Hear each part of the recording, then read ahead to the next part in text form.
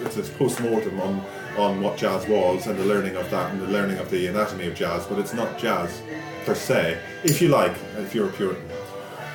But I mean, for example, in principle, you could travel around doing philosophy by thinking and talking with other people who are thinking, and that's all you would have to do to sort of do philosophy, right? But in fact, that's all you really should do to do philosophy. In fact, anything else that you do apart from that is something else, actually, right? Yeah.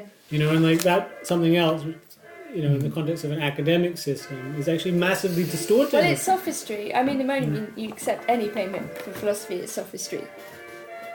Technically. Wow, that's puritanical. No, but it's true. Is it? Yeah, because if you think about what it means to be like a mendicant thinker in a certain way, then you rely on the kindness of strangers. You know, yes, you have enough to eat, but you don't accept payment above and beyond what you're doing because, you know, that's just what you selling do. knowledge. Otherwise, this comes out and of also it's well. also a certain model of like the dialogue. What does it mean to have a dialogue with a stranger? Well, it's also then, you know, looking after you because you're the philosopher. Yeah. You know, you've brought a discussion, a concept you've probably forgotten to eat. Here's some bread. Yeah. You know, like because you're sort of dwelling in the stars and the sky. You know that.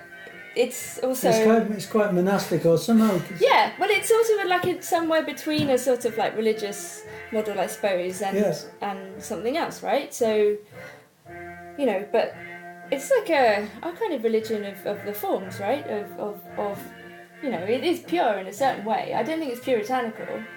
I think it's just, you know, I don't know. It's not that you necessarily deny things to yourself. It's rather that there's like a certain kind of mode of being, which is, let's say, proper to actually the philosophy itself, and as a servant of philosophy, like in order to be able to, let's say, serve it correctly, like it's necessary that you sort of maintain it in this way, right? You can't prostitute it to the market by basically setting yourself up as the sort of like, you know, salesman of philosophy. Like you have to actually remain in correspondence with the sophon on what is the sophon? The level of the philine. What's like the sophon? The sophon is the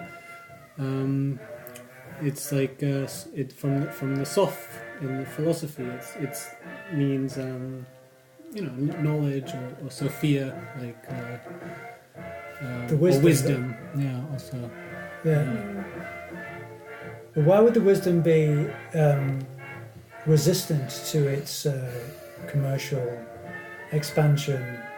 Because that's not the... No, of course it is. Because the proper form of wisdom is such that you can't trade it as but you can trade... I mean, commodity. That's the point. I mean, you can trade, like, the things that you write down, you know, or the knowledge in a certain sense, like the conclusions or the consequences, or like you can... You know, I mean, whether you talk about cold philosophy, you know, you can obviously... Anyone can make aphorisms all the time. And, you know, and the less sensical, the better. People love silly things that don't make sense. They try to puzzle them out, you know, you can... Right. But I suppose, you know... Is that cod philosophy? Yeah, like fish. Codology. Exactly. Have you never heard of codology before? It's a real Yorkshire thing. Yeah. It's not a real Yorkshire thing. But the point would be, you know, the exercise... Maybe it's a Lancashire thing. I heard of it in Manchester quite a bit. Like, in the dialogue, what happens? You know, in the dialogue, something is generated, you know, that goes above and beyond, like, something written down on a piece of paper. Yeah. You know, so it's about the kind of mechanism, you know, if you want to call it that, like the kind of... You know, the method itself, right? So the relating is what's crucial. You know, like think about what, you know, Plato says about love in that sense. You know, it's and why we think about, you know, platonic love, but you know, a certain kind of upbuilding relation which puts you in touch with the forms, right? Yeah. So you can't just be that you sell some words, you know, because it's.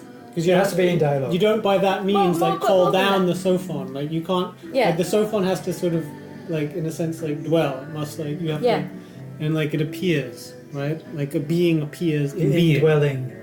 Yeah, but it's a bit like the philosopher seems to be in a position, or we have that like the clinician is now. They deal with the symptoms of diseases, not the causes. So in a way, these are the problems, and we as philosophers have to try and solve these. But really and truly, the problem is with public health, isn't it? So for me, the real true questions that philosophy needs to do